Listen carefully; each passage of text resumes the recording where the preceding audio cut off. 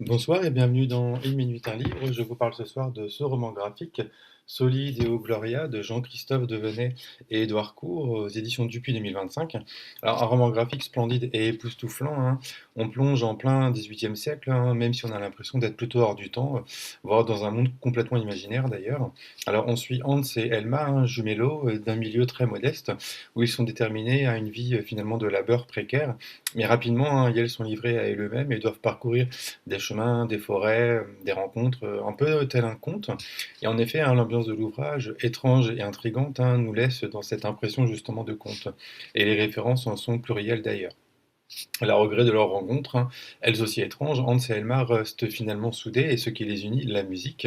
Elma chante, Hans lui joue de la flûte. Et leurs talents respectifs ne laissent pas insensibles, hein, les protagonistes sur leur chemin, chez qui elles sont notamment accueillies.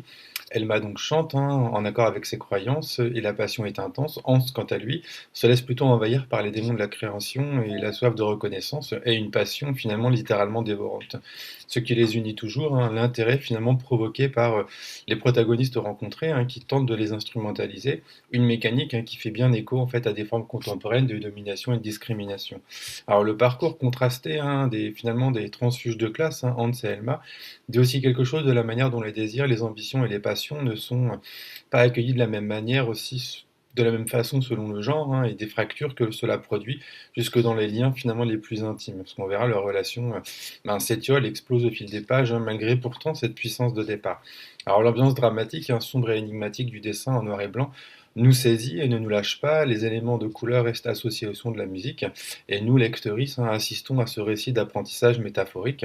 Donc en filigrane, hein, d'ailleurs, Soli Deo Gloria, hein, raconte aussi ce qui arrive à ces leux, hein, qui dévient finalement de leur place sociale, hein, qui a été assignée, admiration, fascination, puis tentative finalement de contrôle. Et l'ouvrage interroge aussi, hein, finalement, c'est donc les rapports de pouvoir dont on a un peu parlé, hein, comment finalement des corps, des identités modestes, précaires, talentueuses, hein, finalement deviennent des objets de projection, d'exploitation ou de domination, dès lors qu'elles sortent finalement de la place qui a été donc assignée. Voilà. Bah, je vous souhaite vraiment une bonne découverte, une bonne lecture si vous ne connaissez pas. C'est vraiment un très bel ouvrage. Bonne lecture, à bientôt.